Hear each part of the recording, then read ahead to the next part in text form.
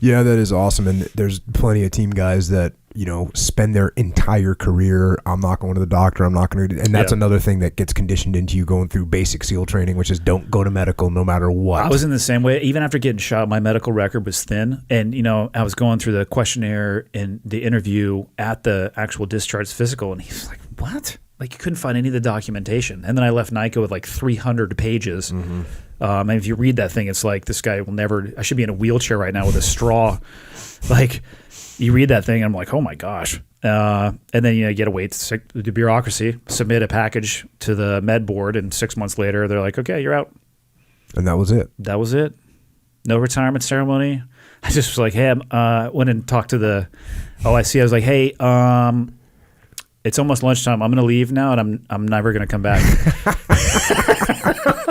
How many years was that for you? 1 month shy of 17. Yeah. Yeah. And so I literally went in. I was like, hey, it's almost lunch. I'm going to leave. I'm not going to come back. He was like, all right, cool. See you later. I had some terminal leave saved up at like 90 days worth, and I just gone. Never went back in. Yeah. I think I went and got my DD-214 or like my retirement ID card like a year later. Yeah. I just never went back. That's crazy, man. Yeah. It's crazy how you do that time and then it's over like that. In a blink of an eye. In a blink of an eye. Yeah. I remember that. I was all big. I did the retirement ceremony, did that. Came back.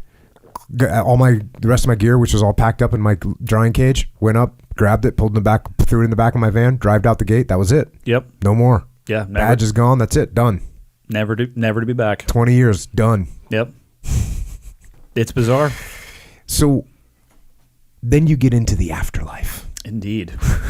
Yes. And what's that been like? So what year was that you retired? I got retired the last day of June 2013. Okay. So I'm coming up on this year will be 4 years. Fortunately, I was kind of double dipping on weekends. I had a job that I was doing on the weekends, so I transitioned to doing that full time. And I dabbled in a lot of stuff. I mean, I got 3,500 hours of flight time. I type rated in a Gulfstream jet, a Citation 525 jet, which gets me like 5 other jets I could fly. I did. When did you rack up all those hours?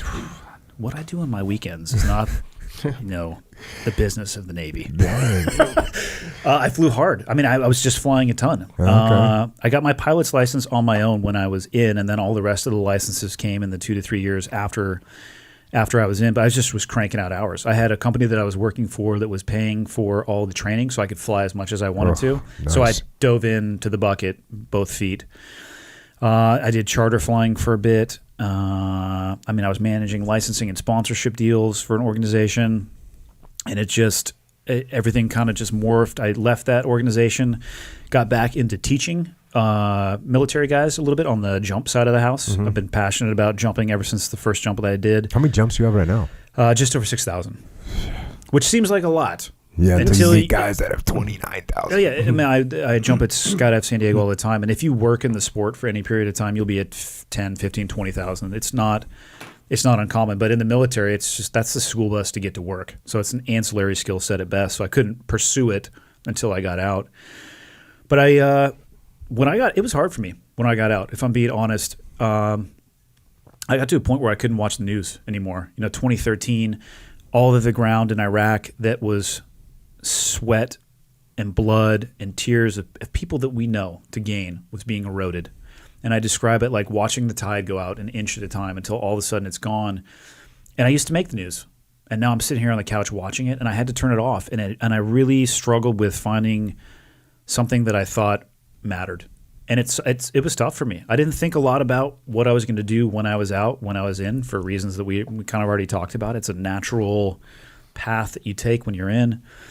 But it took me like a year and a half to really get my head on straight and figure out what it is that I want to do. I still don't even know how I'm going to do it. But I know that I want to make a difference. I want to make this country a better place than it is right now. I want to take the awesome stuff that I was exposed to when I was in the teams, from the people that I was fortunate to be surrounded by, and make people better with that information. How I'm going to do that, I don't know, but that's kind of the circular path that I'm on, like half of my year. And the other half, I just dress up in a squirrel suit and jump out of airplanes and off of cliffs. Which is nice. It doesn't suck. I'm not going to do it forever, though. I look at it as something that's enriching for me and empowering for me. But there's a timeline for how long I could do it. I mean, I'm a bad landing away from not being able to jump anymore, and I take it very seriously. I have a very structured training protocol. I don't let myself get out of currency, whether it be jumping or packing parachutes or. I mean, I treat it like a military operation. It doesn't make it safer for me, but I try to pay attention more than anybody else who is around me. And my goal is to never be surprised. Like I want to understand what's coming, and I don't like, and it happens occasionally. You'll jump off of a cliff, or you'll jump out of an airplane, or something will happen that surprises you, and I try to avoid that at all costs because I find that that's when the catastrophic stuff can occur. But it's you got to find the next step. I mean, you and I both know people who derive their entire identity from what they used to do, and it's tough to sit back and watch them not be able to depart from that because it's self-destructive. Yeah, because it doesn't last forever. It can't last forever. I mean, you're renting your trident. It's not yours. At best, you can move the marker in the SEAL teams, hopefully in the right direction, maybe leave a little bit of legacy if you did. The legacy that you should leave is making it better than when you got there. But that's the best you can do. And then you got to put it away. Even if you do 20 years, with the average lifespan of an American, you got some time left. And the military retirement check, it's not massive. So you're going to need another JOB. But what I needed a purpose. And that's where I started doing, fundraising for the SEAL Foundation. Yep. That to me was huge. Teaching the military guys, which kind of felt like I had not a foot in the fight, but I had some impact again, and just trying to shorten their learning curve. Because they expect these guys to know so much stuff that if you could just shorten their learning curve and give them a little bit of space to breathe, to take the stress off. And that stuff's real. Yeah, like that stuff is real. And when you impart that knowledge on young guys, it is real. When you make that learning curve shorter and steeper and faster, that is real. That has a real impact on those kids going out there. And it's those little lessons that they learned. And I still hear that from guys that come back and they say, "Yep, yeah, we did this. Yep. Cover move." I'm like, yes. Like I'm so happy to hear that because I know it's kind of like the early days of jiu-jitsu in the fact that we didn't really, in the early days of jiu-jitsu, there wasn't as much knowledge as there is now. And now the first 3 days you go to jiu-jitsu, you're going to learn about underhooks, you're going to learn about body position, you're going to learn about hip movement. I didn't learn. No one taught me that stuff. Back in the day, no one taught you that stuff. You just had to figure it out. And if somebody teaches it to you, it's like you take a quantum leap. Yeah. Yep. And it's the same thing with the guys that are in the military, and they can get that quantum leap just by saying, "Oh, here's a perspective of leadership that it took me, jackass Jocko, 14 years and screwing up a bunch of things to go, oh, this is what you need to do in these situations." So to be able to say, look, you don't need to be the jackass that I was. All you need to do is know this little tidbit right here and this little thing over here. Yeah. And that definitely has a huge impact on those guys. And it is awesome to feel that. Yeah. And it makes them better learning the other stuff because they're less stressed out. They have a better understanding. And it's just... And like 90% of the stuff I teach, I'm like, listen, it's pattern recognition. I saw this so many times, and then I did this, and it defeated that. So just do this. Just trust me and do this, and you'll be better. And then they do, and they're like, oh, wow, that was awesome. I'm like, yeah, I know. That's why I told you. How about you talk about the foundation. Yep. What are you doing Tell us a little bit about the foundation and how, if people want to support the foundation, what's the best way to get that done? Yeah, so obviously the last stat I heard, there's 40,000 service-based organizations that help people peripheral to the military. So there's a variety of choices. And if you're from an Army family, awesome, go support an Army charity, right? I obviously have a close DNA tie to SEALs. So a buddy of mine recommended trying some stuff, skydiving, in the skydiving world to try to drive attention to fundraise for the SEAL Foundation, because just like I've never had, I think, a unique thought in my entire life. I swear that every idea I've ever had came from somebody else. It was like this one was his. But to me, that was the link to finding a purpose again, because I realized that, okay, my days of putting my toes on the line are over, but there will always be people with their toes on the line. And the next best step is let's create a buffer for the families to step in. Because, I mean, you've seen it. The knock on the door is a tornado wrapped inside of a tsunami with a hurricane at the same time. I mean, it is destructive. So let's try to do something that helps the families. And that's what the SEAL Foundation does. Everything from educational support to legacy preservation, and everything in between. I mean, you can go. The Navy SEAL Foundation has an awesome website, and there's people who do GoFundMe's, which is what I did, or go to the foundation and donate directly. Because I mean, you can look at their rating as well too. It's like 96 cents out of every buck goes to what they espouse it's going to go to. It's awesome. Like, it's a great foundation. Do some research on it. Get involved. And skip a latte one day, and donate $5, and it goes to a good cause. I've been into some houses where kids are getting raised by a memory of a father and a picture over a fireplace, and no money will ever replace that, but it maybe will make their life a little bit easier. Yeah, no doubt about that. What was the record you were going after? Yes, the completely arbitrary distance, lateral measurement of distance in a wingsuit. So. That was the idea where all good ideas start, which was in a bar over a cocktail. Yep. And Buddy was like, "Hey man, you should go try to set a world record in your wingsuit." I'm like, "Well, I don't even own one yet, so what are you talking about? I'll do it, of course, but like, what's the record? Sign me up." And what is it? A wing? What? I was like, I'll obviously crush it, but what is it exactly again, and where do I get one of those?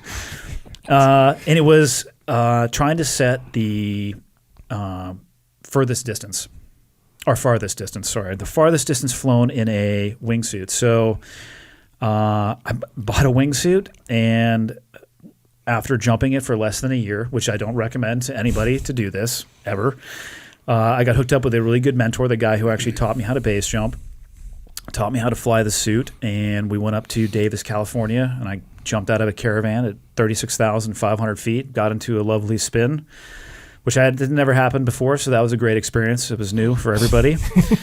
And got out of it, and then just flew the suit as far as I could, and ended up breaking 2 world records, one for the distance that you fly before opening your parachute, and then the second one is they tack on the distance from when you open your parachute to when you touch the ground. So you keep flying forward? Yeah, and I had an on-heading opening, so it just opened up in that direction, and I was exhausted, so I just laid there like a limp piece of meat and augured into the ground into a farmer's field because my landing zone was earth. I couldn't see the airport I had some visual indicators. What was it like? How far was it?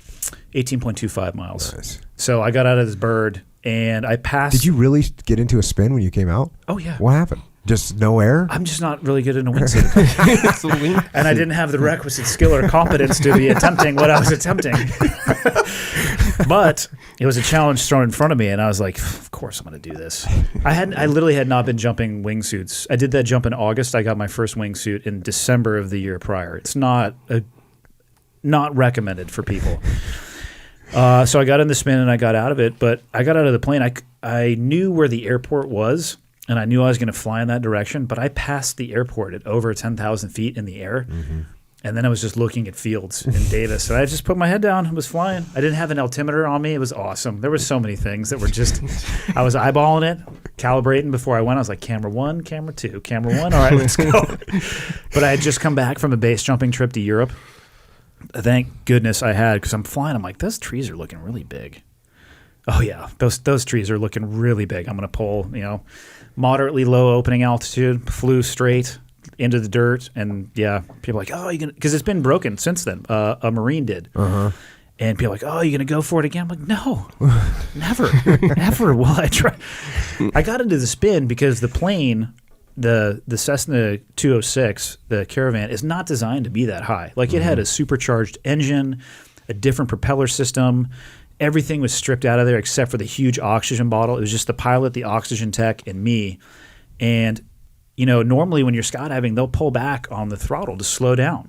It's called giving you a cut of the airspeed. Well, if he would have done that at that altitude, we'd have fallen out of the sky. So he's like got his fist on the throttle with his foot on the dash pulling back, and I opened the door and I stuck my head out. I was like, oh no.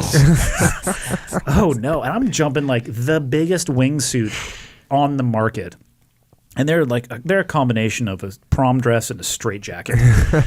And I got out of the plane, and it just inflated, and like, oh boy, here we go. That's good times right there. Whew, yeah, coming at you full speed. But you raised some money for the foundation? Yeah, it's like $150,000 for the foundation, and from that I developed a great relationship with them. The CEO of the foundation is married to my first troop chief that I had when I was at the East Coast, so there's a great tie-in. And anytime I know that guy well. Yeah, but so anytime that they call me though, like my default answer is yes. Like of course I'll help out anything that I can do. And honestly, like I won't say that it saved me, but it helped get me back on the road that I should have been, and to have a purpose like that.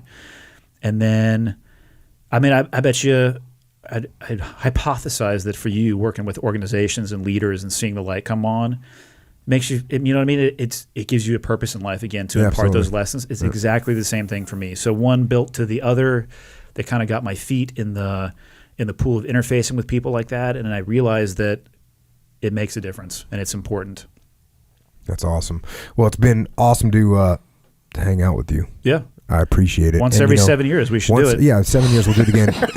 And speaking of purpose, Echo Charles, we know you have one purpose, and that is to kind of inform anybody that might want to support this podcast on how they might be able to do that.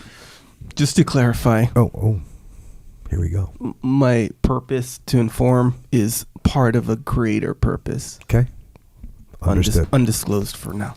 Understood. Hey, when you jumped out with the wingsuit, yeah, and you went into the spin, did you think that was it for you? No, I never think like that. Straight it's up, never huh? it. Dang. I would say somebody commented, because I said the other day on, I forget, I don't know if we had someone on the podcast, but I was saying that, like, when I'm flying in an aircraft in a commercial airliner, I think if this thing crashes, I'm gonna live. I'm gonna grab this chair seat and I'm gonna turn it into something, and I'm gonna throw it in the water that's gonna break the surface tension. I'm gonna live. What next question? Yeah, Echo. Good. I mean, like, I'm not saying that it was gonna work out great for me, but I'm gonna die missing my fingernails because I'm clawing my way towards victory. Like, the thought never enters the mind. Like, okay, I need to give up now because it's over. Yeah. Negative. Not that you have that much of a choice, too. Yeah, right. But you still fight. Period. Check. Yeah, no, that's good.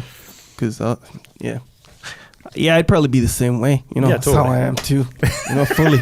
Anyway,